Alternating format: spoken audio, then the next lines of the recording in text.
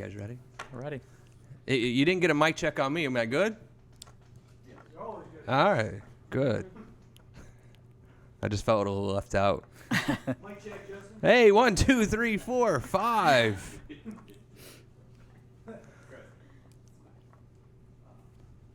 Yep, we're rolling. Whenever you're ready. All right. Welcome to You Have Real Estate with me, attorney Justin Clark. Whether you're a first-time home buyer, seasoned investor, or looking to sell your home, this next 30 minutes is designed for you. Think of it like hitting multiple open houses, all from your living room, with my attorney advice throughout the way. If you have any questions, I have people standing by right now. The phone number, 407-205-0400. Visit the website, youhavepower.com. I'm a little nervous about something right now, and let me just get this out in the open. The rental market out there is great.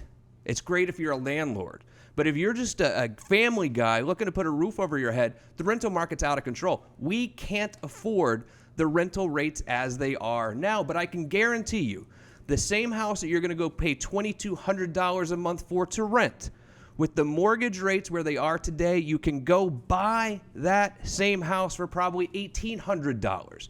And that's why I have Dallas Lehman, if you have mortgage, standing by right now. He can get you pre-approved. If you qualify, he'll get you pre-approved today. All you have to do is call the phone number, 407-205-0400. We're going to take some awesome tours of some fantastic properties and interview two great realtors throughout the show today. But before we do that, it is time for my opening statement. The opening statement today is really compliments of Dallas Lehman, who I mentioned earlier. He told me he had a closing yesterday, and the title company was absolutely terrible. And there's really no excuse for this. The title company they work for you. If you're a real estate agent or a mortgage broker, the title company is there working for you. They should not be giving you an attitude. You're their client. The title company should be there for you, but we have to use them, right? Especially if you're a buyer. You have to buy title insurance. If not, you're crazy. You have to buy the title insurance. But who pays for title insurance? Well, it's an interesting question. In Florida, in virtually every county in Florida, the seller actually pays for you as the buyer the title insurance policy. Why? I really don't know. But to complicate matters, there are some counties that the buyer actually pays for the title insurance. This is Sarasota County, Collier County, and of course, our friends down in Miami-Dade and Broward. You know, Miami-Dade and Broward is kind of like our little California down there. You know what I mean? They always like to do things a little bit differently. But the title insurance is great because if anyone were to ever make a claim against your home, the title insurance is not only going to pay to fix the problem, they're going to pay for your attorney to defend you as well. So title insurance is an absolute must. And you know, you have car insurance, you have mortgage insurance, and this is the kind of thing you pay every single month, right? The title insurance is an absolute one-time fee. So you're just paying it, and likely the seller is paying it, if you're the buyer, one time, and then you have it for the rest of the time you own the house. So if anyone tells you not to buy title insurance, send them packing because they're doing you a great disservice. We use a company called Core Title. You know, they do an outstanding job, and a title company, again, should never ruin a deal for you. As a real estate agent or as a mortgage broker, you know we have enough challenges getting to the closing table. The appraisal comes in too low. The inspection goes badly. The mortgage, they're not qualified for a mortgage. So many things can happen, but the one thing that should never kill a deal is that we get to the end of the month and the title company says, oh, we're so busy. We didn't run title yet. This is something that should never happen. If you're an agent, the title company really should be a pleasant robot for you. I mean, it's really a scientific method to get to closing table if you're a title company. And if they're giving you an attitude, you really need to change. If they're acting like they're too busy for you, you need to change title companies. It's very, very easy. We recommend Core Title. There are a lot of great ones out there, but keep in mind, if your title agent is treating you badly, making it seem like they can't get to you, you need to find a new title company. 407-205-0400. And now, without further ado, it's time to get to the fun part of the show. It's time for Real Questions. Every Saturday here on You Have Real Estate, we ask real questions to the real trendsetters in the Central Florida real estate market. Joining me today, it is Tiffany Morgan with Coldwell Banker and Chris Cregan Property Group. Welcome to the show, guys. How are you? Great. Thanks for having us. Chris, let me start with you. Why in the world does the buyer pay for title insurance? That's a great question. Why does the seller pay for the buyer's title insurance? Yeah, it's a great question. And so we're one of the few states, and like you said, the majority of Florida, though, that the seller does pay for the title insurance. It makes no sense to me, clearly not to you either. It's the policy for the buyer, so in my opinion, and this is actually an option on our contract. When we write the contract, we have the option to select the title company that's handling the closing and also pay the title policy. That's an option we have, but most people don't elect that option, so it defaults to the seller picking the title company and paying for the title policy. I always hear that it's the end of the month. I'm the title company. I'm so busy. Why is the end of the month such an important time in the real estate world? I don't understand that really either. So, and the end of the month is going to come every single month, and why they're not prepared for end of month makes no sense to me. They know it's coming; it's on the calendar. Right. But the closing dates can be set throughout the month, but a lot of times people will set them at the end of the month just as a default, and I think it gets to in realtors' heads to kind of set them at end of a month for whatever reason, and then we end up with a lot of closings. Tiffany Morgan, what is your take on the real estate market now? Are we hot? Is it slowing down a little bit? What are you seeing out there? I feel like it's slowing down a little bit. I definitely do. Yeah. And the prices, I mean, they've obviously gone up significantly over the last couple of years. What are you seeing now? I think it depends on the area and the price point. Yeah. So the lower price points, they go quick. You're getting multiple offers the same day that it hits the market. The higher price points, they're sitting for longer. Homeowners associations. We live in Florida. We have tons of homeowners associations throughout Florida. Almost every house you deal with essentially is going to have an HOA. Not everyone, but most have an HOA. What do you have to do to satisfy the HOA at the closing? Do I need to get their approval? How does the HOA really affect the closing of a house? Definitely. The title company is going to reach out to them and find out exactly if there's any liens, make sure all of the HOA fees have been paid, make sure that if there's anything that the homeowner hasn't done to have the house, in compliance with their rules. Yeah. Chris Cregan, what are some things that you see happen? So obviously I'm the buyer. I come in, I sign a contract. The seller signs the contract. We think about 30 days to get to the closing table. What are some things that happen between contract to closing that can kill a real estate deal? Yeah, so there's a lot that goes on between that most buyers don't recognize all the work that goes on from the title companies in the background, the mortgage companies, and the realtors, the work that they're doing to get the property to closing. So a lot of things that come up for us will be issues with, again, like you mentioned, the HOA. There could be title defects that come up, unexpected liens on the property, and open permits. Open permits often affect our property, so it's important that we are addressing that throughout the contract period too. What do you mean by open permit? That's not something I hear on the show a lot. Yeah, so let's say a seller puts on a new roof, but the roofer never closes out the permit. And then what we have to do then is find a way to get that permit closed, because if the new buyer takes over the property without that permit being closed, and then eventually, let's say the county puts a violation on the house for not having something in compliance, well, now the new buyer is responsible for that and closing out that permit. So if there's any money to be spent to get that permit closed, it's going to be the responsibility now of that buyer if they close with that open permit. Tiffany, things like open permits or any sort of issues, do we start dealing with those at the beginning of this contract period, or are we scrambling around at the last 2 or 3 days? I mean, when should we start working on these things? Definitely at the beginning, and for the most part, the agents will disclose it up front if they know. Right. I had one just recently that had an open permit on the driveway for pavers, and they didn't close it out because it was a miscommunication with the county, and the buyer didn't care, so she took it on with the open permit. How do we even know what sort of work we have to get a permit for and what we don't? I don't even know. Do you? Well, the best thing to do is to call the county. Okay. So you call the municipality or the county, find out if the project needs a permit. More often than not, it does. And then, but what's happening is people are often pulling the permits and then just not closing them out for whatever reason. They forget, or the final inspection may have failed, and the contractor bailed. It could be a ton of different things that come up. Can I just run down to the county and it happens like that, or is it something that takes a few days normally? Well, there's a new law that came in effect, I think it was July 1, where permits that are older than, I believe, 5 years can be automatically administratively closed. Oh, really? So that's new, but permits that don't qualify under there, It could be as simple as going to the county and getting them closed out, but oftentimes it's a lot more complex than that. They're going to require an inspection, make sure it complies with the codes, and then fix any issues that come up, and then pay the money and the permit closed. Gotcha. What are the differences between broker, realtor, agent? I mean, we hear all these names out there for the different ways to label a real estate agent, essentially. What are the differences? Sure. So a broker is someone who's been through additional training and is the managing broker of a company. A broker associate would be someone who's been through that training but doesn't run their own brokerage. And then a realtor or agent would be someone who works underneath a broker. Can we talk about the proper way to pronounce realtor? What is the right way to say it? Because there's a big argument out there right now. What's the right way to say it? The way you just said it. I said it right? Yeah. Yes. Okay. Realtor. But then when I see realtor, it always has a little trademark thing next to it. Why?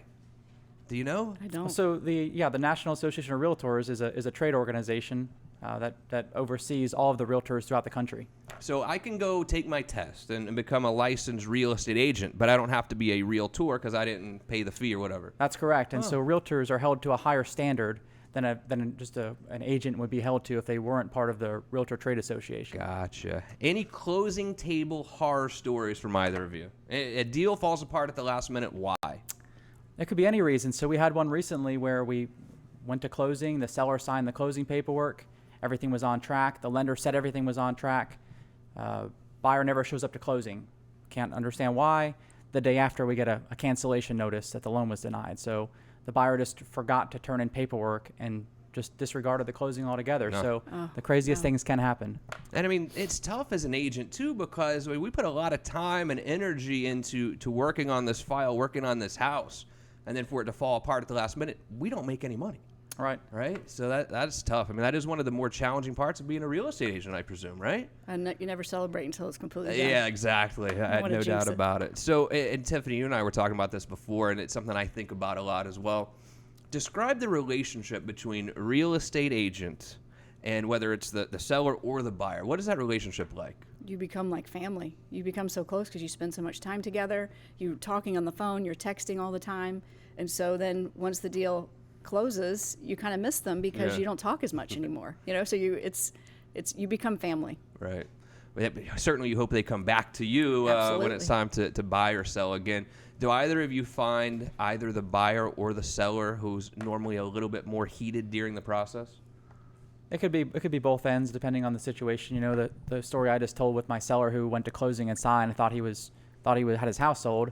A little heated. Yeah. And his house is in a moving truck, and they're moving across the state, and there's no closing occurring and no money. So yeah, it's tough. Hey, what about the double closing? You're talking about a guy who, let's say they get relocated with their job to North Carolina, right? So they've actually purchased a house now in North Carolina, or they're under contract, but they can't get the mortgage on that house until they sell the house here. How do we time these things? Yeah, so it's a very delicate balance, and a lot of it is a lot of coordination between the agents. So especially when it's out of state, it's important that we're coordinating with that agent out of state to make sure that we're on the same page on timelines, on contractual deadlines, and where we are in the process to make sure we're all on the same page there. Got it.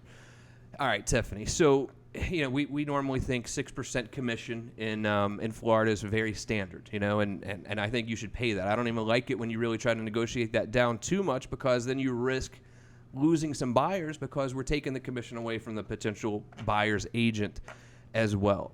But I think that there's this whole theory out there that the real estate agent's getting this entire 6%. We don't have any expenses. We don't have any sort of costs that go with running our little business, which is your real estate agency, or you as a realtor. There are expenses there as well, right? You're not just pocketing the entire 6%. Right. Marketing, postcards, if you're doing old school postcards, there's a lot of expenses. Even now on social media, you can pay for ads. There's a lot of, expense put into it. Brokers opens, you're paying for food, you're paying for, just open houses, having, things like that. Absolutely. Yeah, most people don't realize the expenses that it takes to actually market and sell a property. So there are people that are out there doing things at different rates, right? And that's someone's choice to make. But in order to properly market and sell a property, it does take great exposure, because the more exposure we can get for a property, the higher price point we're going to get. So we're going to offset as much cost as we can with a higher sales price. Absolutely. Good job, guys. All right, are you ready to tour some properties? We are. And again, ladies and gentlemen, if you are renting a home, be very careful. The rental rates have skyrocketed. They continue to go up. The mortgage rates continue to go down. And even if you've been through a foreclosure, a bankruptcy a few years ago, and you're afraid that you won't qualify for a mortgage, the lending guidelines have eased up significantly since that whole 2009, 10, 11 time. And most people that we deal with are able to qualify. So, look, don't be scared. Give us a call, 407-205-0400. Dallas Lehman, whether you have mortgages standing by right now to pre-qualify you, and maybe you can even make an offer on one of the homes we're about to see right now. Tiffany Morgan, Coldwell Banker, is going to take us over to Stone View. Tiffany, where is this house? It's really close to downtown Orlando and Boone High School. Oh, yeah, okay. This neighborhood is called Porter Place, and there's about 75 homes in it. It's gated. This one is 5-bedroom, 4.5 bath, and it's listed for $678. It's definitely an entertainer's house. This is a movie room. It comes, got the movie screen and the projector. The kitchen itself is set up perfectly for entertaining. It's got double ovens. It's got 2 dishwashers, built-in Miele steamers and cappuccino machines. It's an amazing house. Somebody that works downtown, tired of the commute, it's perfect for them. Is this like near the Delaney Park area, or where is this? Exactly. Okay. Yep, I mean, that's a exactly. pretty good price, I think, for being that close to downtown. How big is this house? This one is 3,600 square feet, and it is on a half acre. Beautiful. And to be in a gated community downtown, it's nice. Yeah, a gated community in downtown. You don't see that a lot, do you? Definitely not. Wow, that's a beautiful home over on Stone View. If you have questions, would like to see the house, I'll hook you up with Tiffany right away at 407-205-0400. We're going to check out another piece of property you have here. Did I hear there are cows on this land? Yes, and they're not my favorite. Yeah, this is over on Gilliam Road. Where's Gilliam Road? It is near Clarkona Ocoee Road, north of Popka Vineland. There are the cows There's the there. cows. Beautiful. They scared me to death last weekend at a showing. Better than alligators. Yes, this is true. I agree with you on that. This one is 29 acres. There's 3 parcels, and the owner will split the parcels. One of them has one side of the road, and there's 7 acres. That one's going for $329, and then on the other side of the road is the remaining 22 acres. There's a 3-bedroom, 2-bath house with a pool that used to be a fern nursery. So he would grow ferns and send them off throughout the country. It was in business for about 30 years, and he just wants to retire. Wow. So who would be a good buyer for this one? Somebody who still wants an Orlando address. If they want to build, they can have 1 to 3 acre homes. No, I'm sorry. Yeah, 1 to 3 acre, one per. I'm messing that up. I'm sorry. That's okay. On one side, you can get 3 homes, and then the other, you can get about 6. Right. So this is 1 to 5. This is 1 to 3. Sorry. So someone would develop this, you think? Is that? Hopefully. Yeah, that would be the goal. I've marketed it to builders. I've marketed it out there. Right. I even had a showing, the one where the cows got me, to somebody who wants to put a wedding venue out there. Oh, and great build idea. something, because it's pretty. It's still Orlando, and it's Right. all rural. And what is the price point on that one? For all of it, it's 1.3. Oh, wow. It appraised at 1.4, so we have it marketed a little bit under. Sure. And then he will split, so it just depends how much land they need. Beautiful. You're looking for an investment property down there in the Ocoee, Popka Vineland, Yeah. Gilliam Road area. Give us a call right now. I'll hook you up with Tiffany Morgan, 407-205-0400. I'll also post these on our website, so you can go to the website, youhavepower.com. youhavepower.com. Great job, Tiffany Morgan. You're going to stick around for the Real Estate Roundtable, I hope, Definitely. right? All right, we'll come right back to you in just a minute. Now let's go to Chris Cregan. Cregan Property Group has 2 awesome houses to show us as well. Heading down first to Winter Park. This is Chapman Circle. Tell me about this one, Chris.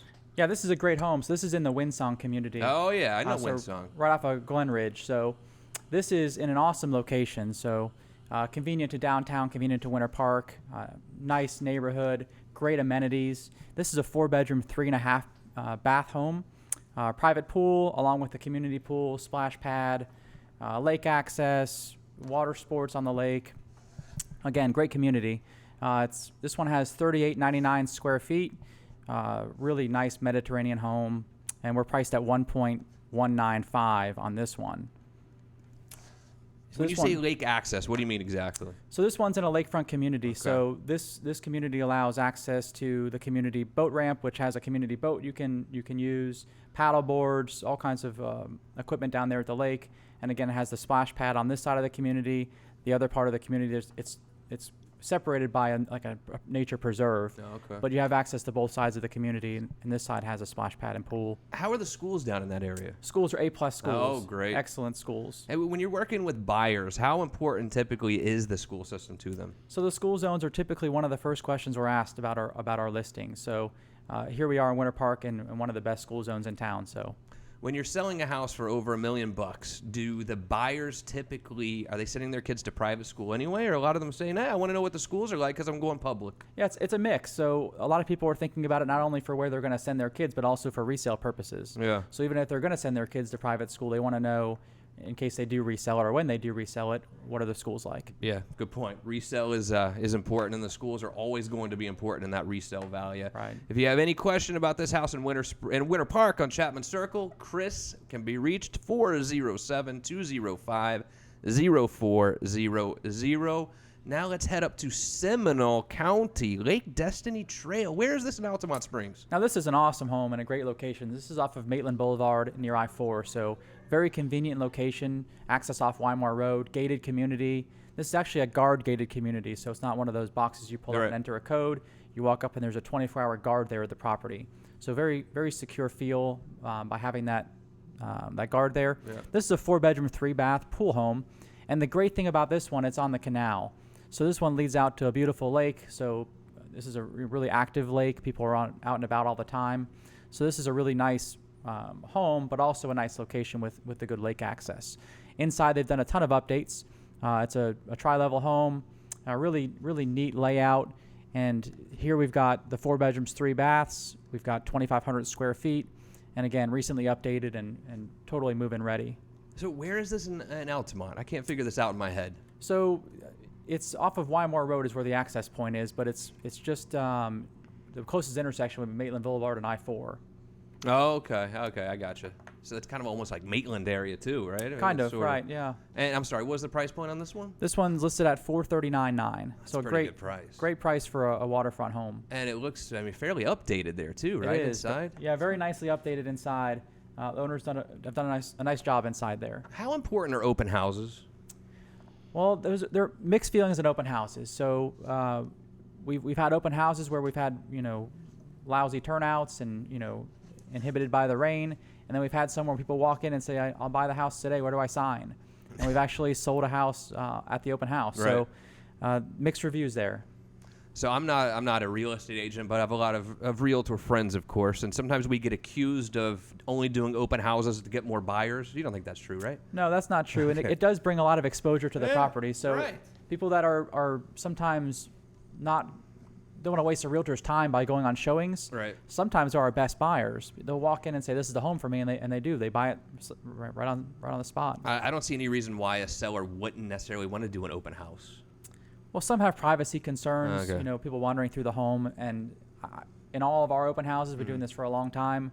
We've never had anything go wrong in an open house, so I think those concerns are unfounded. Beautiful. If you have any questions about this home in Altamont Springs, give us a call right now, 407-205-0400. I'll connect you with Chris right away, or if you want to get pre-approved to make an offer on any of these houses today, the same number, 407-205-0400. Chris, good job. Awesome properties. I think we're going to get those sold very quickly.